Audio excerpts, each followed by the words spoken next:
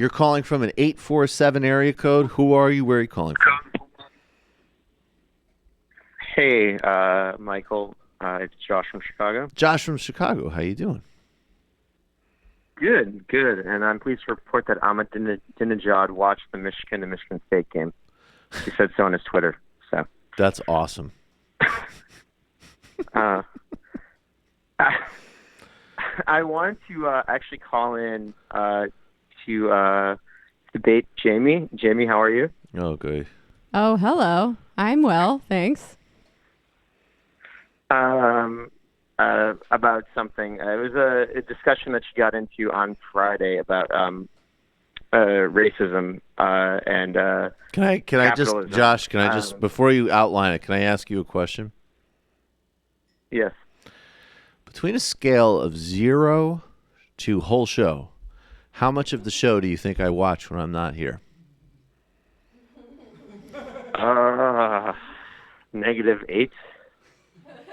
If such a thing were possible, and maybe if we're going to include, like, also not looking at anybody from the show's Twitter feed, you would be correct.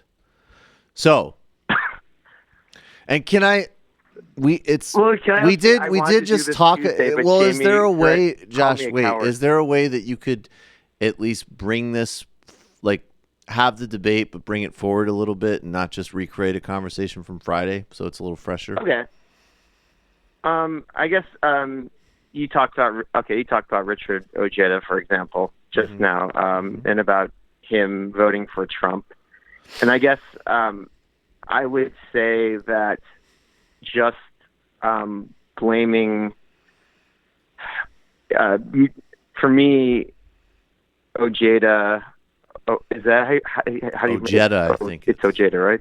I think it's Ojeda. Okay. Yeah, I think. He still overlooked a bunch of racist rhetoric to vote for Trump. And so I don't think we can blame the racism the acceleration of racism that we are seeing solely on capitalism or on capitalism. I'm not sure if that was Jamie's exact argument. That was not my exact argument. Okay. Tell us the exact argument. Okay. I think people might have misunderstood what I was saying. Which is pretty weird because that never happens on the internet.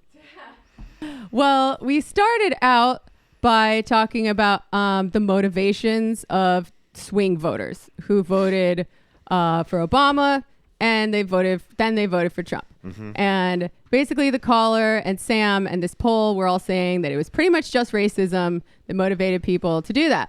Mm-hmm. And I only disagreed with that to the point that I think economics played some role in people's conscious or unconscious motivations. But the thing that I think is more important to look at is the bigger picture and factors beyond that small group of people's decisions to vote for Trump that brought us Trump. So that includes the collapse of liberal democracy worldwide. That includes the failures of the Democratic Party to deal with the problems of neoliberal capitalism. I think a much larger block of people, right, is the block of people that did not vote for anyone. And voter turnout cratered from Obama to Hillary, including the turnout among people of color. So, and you cannot account for all of that with voter suppression. So I think, like, both on the wonky level, there are more factors involved, as well as in, like, the macro sense, where you get sort of right-wing populism and candidates with fascist characteristics following a financial economic crisis.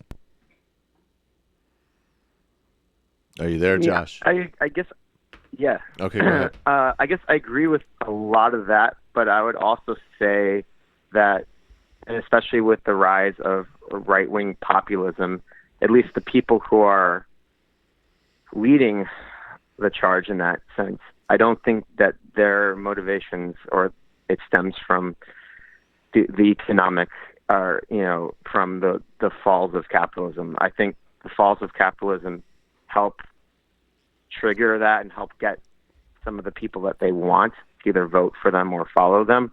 But I would say that the rise that you see of the extreme right wing and people like Trump, also, if you look at what's going on in Europe and even, some of these attacks, an example that comes to mind, the attack in Norway that happened in 2011, I think probably everyone remembers. I think those are things that don't really have as much to do with capitalist. Like, if you're looking at individual psychology, everything. I agree with you. Those people are racist. Fuck those people. I'm talking about larger systemic processes that are some of the reason why in a country that has been racist for its entire existence, right? This country was founded on white supremacy. Why these things express themselves in certain ways at the times that they do. Let me just add a couple things to this. So one, I just want to say, I think that this argument is in general, and at least on this show, it gets into like Marxism and stuff that's worth learning about. But it's kind of a mystifying argument because I think that there's a handful of people that you can find, maybe, frankly, they're pretty marginal, who really only say that this is purely about economic anxiety or whatever term we're using. Almost nobody says that, including people like me or Jamie who get accused of saying that. We never say that. And there are some people who, and I think it's just because of what the position lends itself to, there are some people who do not want the Democratic Party to embrace things like single payer, who emphasize racism and misogyny in a disingenuous way to not move that policy agenda forward. Everybody else on the right side of this equation, like literally everybody else, does actually not in any practical sense dispute that it's both and, not either or. So, and the answer that seems really clear is, do you indulge in or in any way soft pedal or subliminally appeal to people's attitudes that are bigoted? And the answer is unequivocally no, period. And then conversely, do you go out and say, here is a mass economic agenda that would benefit a vast majority of Americans? Yes, you do. We all agree on that. There's only two other things I want to add to this that I think are just worth keeping in mind, and I saw an IM that said this as well. I don't, and maybe Sam has read it, so I don't know, but I know I haven't read some of these studies in full, and some of them, including ones that I'm referencing. We got to get really precise about what research methodology is and how these terms are being defined, because a lot of this stuff gets thrown around, and I've seen studies that are like defining working class in ways that I wouldn't. And also, I have a problem with defining class as an identity anyways. I think it's a function, not an identity. Number three. Oh, and on the methodology tip, sorry, before you move on. Go. I looked up the study afterwards, and they divided these swing voters by income group and like measured their actual economic hardship, which is not always a one-to-one indicator with someone's economic concerns, right? People can have economic anxiety that's totally divorced from their material reality. Absolutely. That's 100% true. I completely agree with that. And number three, I think what you got to also start thinking about in this conflict right now, the main argument in the world today, until we create a real viable, powerful alternative, is between multicultural capitalism and white supremacy capitalism. And I will pick multicultural capitalism every time. It's a real thing. It matters. It has huge life consequences. That's why you vote for Hillary Clinton over Donald Trump. Sure. And at the same time, part of what you're seeing that weirdly merges even people who are incredibly privileged and not driven by sincere economic concerns in the way that people on the left talk about, but it does have an economic underpinning. Is I think that some of what these alt-right people and people drawn to that message intuit is that actually capitalism right now as it functions in a highly competitive globalized economy is in some areas absolutely a force against things like racism and sexism. If you're serious about your supply chain running, like if you go to Singapore or Dubai or places that are like real hubs of like unmediated technocratic capitalism, these are some of the most cosmopolitan places on the planet. And if you're a recruitment manager at a Fortune 500, some of your sexism and racism is going to get worked against because you need the best people to do that shit, period. Then you don't have time either for touchy-feely or for bigoted nonsense. Yeah. And I think some of what's getting interpreted in white identity politics is the correct interpretation, that in an ever-shrinking pie, in a competitive, vicious global economy, if you want to preserve relative privilege and have identity-based politics, you better start looking at apartheid systems. And that does link unapologetic, disgusting racism with a absolute read on material conditions. And it's not a contradiction. Israel. Yeah. Israel. And there you go. I think that makes a whole lot of sense. And when I'm talking about capitalism as a driver of racism, I'm going back to the creation of race and racism.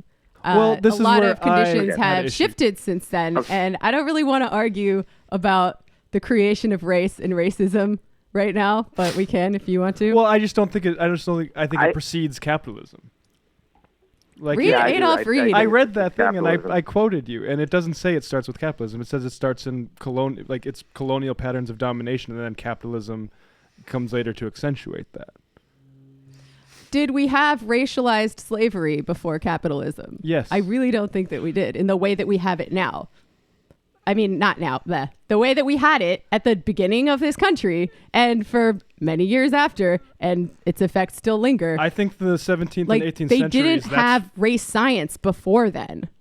No, but I think racialized slavery developed in this 17th and 18th centuries, which is like there's corporate feudal states there and early beginnings of capitalism, but I think it developed in the colonial period.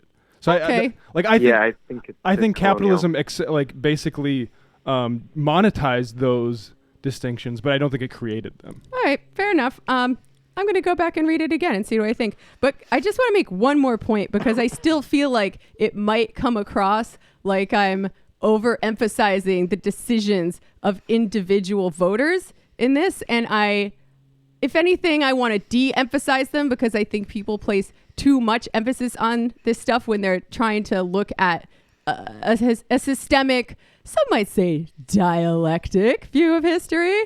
And when I talk about the cratering in voter turnout, I'm not blaming those people, right? I'm blaming the inequality driving low voter turnout, which is a problem of capitalism. The single biggest determining factor in whether or not someone votes is their income, their socioeconomic class. So I'm not blaming those people. I'm looking at the factors that are causing low voter turnout, which benefits the right wing.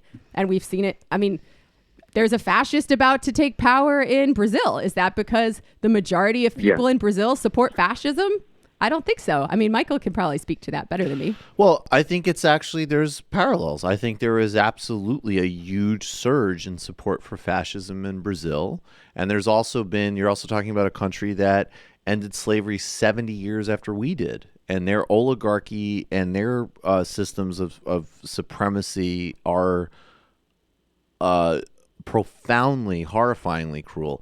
And if Lula led by a huge double-digit margin and then was silenced and became a political prisoner, and Bolsonaro's winning with almost got 50% in the first round, that means that yes, there was a chunk of, if Lula was running, I would vote for Lula. If Lula's not running, I'm voting for the fascist. So yeah, That dynamic Mhm. exists. And I'm just saying, that's- our system No, is no. not So as it's again, democratic it's as people all think of it these is. variables, and maybe it's also just like the human tendency to not want to have like complexity. Like it's super fucking complex. Yeah. It's not reducible to any one of these It's things. really fucking complicated. Can I recommend a reading on this? Because someone recommended it to me and I read it over the weekend and I found it very illuminating. This Yeah. goes back all the way to fucking Trotsky's time. Our friend, Leon Trotsky, wrote some really good stuff on fascism, what it is, where it comes from, and how to fight it. And he wrote this right after Mussolini rose to power in Italy. And he was writing about it as he was watching Hitler rise to power in Germany.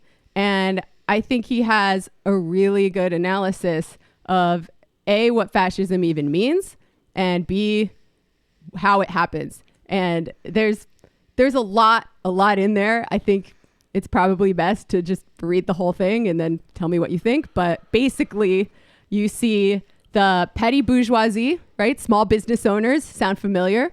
Following an economic crisis, they side with the bourgeoisie, not the proletariat, not the working class, and they bring a chunk of the proletariat with them. And this can look like a populist movement, but the ruling class is still pulling the strings, and it's a whole lot. But it's really fascinating to see this process be replicated over and over again throughout history, and What was it called that horrifying, he wrote? obviously. You know what? If you Google Trotsky on fascism, they have a pretty good compilation at I want to say libcom.org, marxist.org, something like that. Cool. I mean, You're on, Josh. Go make your last okay. point. I mean, Go. I guess the thing that I would just add, and one of the things that I've seen, especially in my time, both like in DSA and also as an active socialist, and I think one of the things that we should always remember, in particular, and I think I don't want to try to speak for the caller who called in on Friday, but I think that what he was talking about with Bernie and the black vote, especially in Bernie's early campaign days on the campaign trail when he was running for president. I think he's gotten better at it since. He wasn't able to always connect his ideas on economic populism and also racial justice very well. Like he would even have the ideas, they just couldn't always connect them very well. Josh, this is where I want to. Yeah. And sorry. I mean, and I think for me, I say this as someone who's like a white, mostly straight, white, cisgendered man.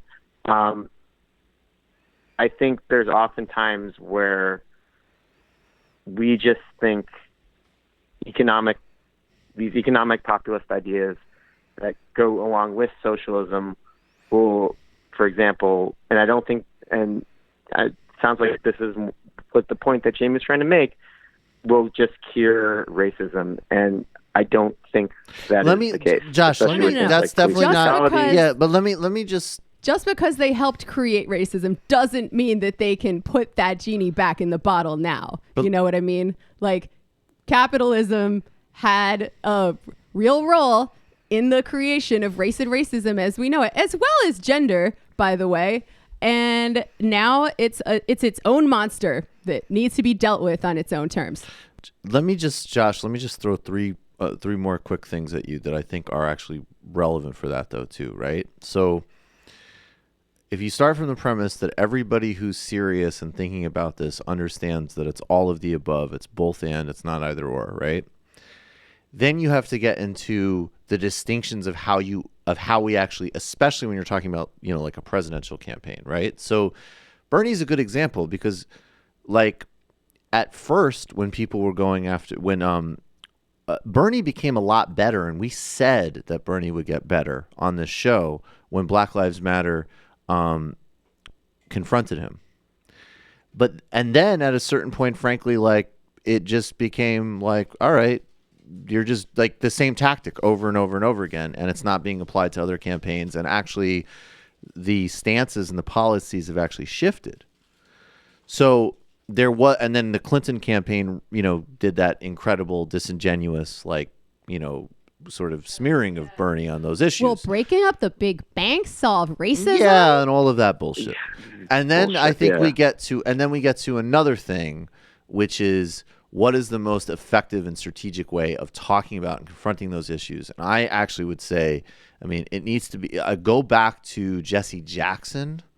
Go back to people who actually spoke about those issues. Martin Luther King. Yeah, and they were obviously unapologetic and serious about racism and those all of those structural issues, but they didn't use intersectional jargon. They didn't posit it as like games of individual morality and sort of like performance. They anchored it actually in both really basic ethical appeals, which I guess is a question of personal moralism, but like really basic stuff, like golden rule stuff. And then actually in incredibly trenchant, smart analysis of how these things actually work together. And Obama did that to some extent. Jesse Jackson in a much more robust way. Bill Fletcher Jr., who I've interviewed a bunch of times, talks about this really well. So I think that's the thing is, especially when you talk about Bernie, some people got very disingenuous with that critique. And then what we're injecting should be coming from really smart and effective political strategies and not sort of like, frankly, just some like campus stuff. That's whack. Well, I like Bree's idea, actually, because I think it's true that working class has become something of a conservative dog whistle for white working class. And even if that's not fair, that's often how it sounds to people. So even something as simple as like naming the different groups within the working class might run counter to some sort of like, oh, it's a broad class-based coalition, but like it's a rainbow coalition, right? And No, I think there was a lot. That would do a lot. I don't want to. I think we unlocked the illicit history of Jesse Jackson's '88 campaign that I did with Bill Fletcher Jr. I really think everybody should listen to that. That is where that map will come from.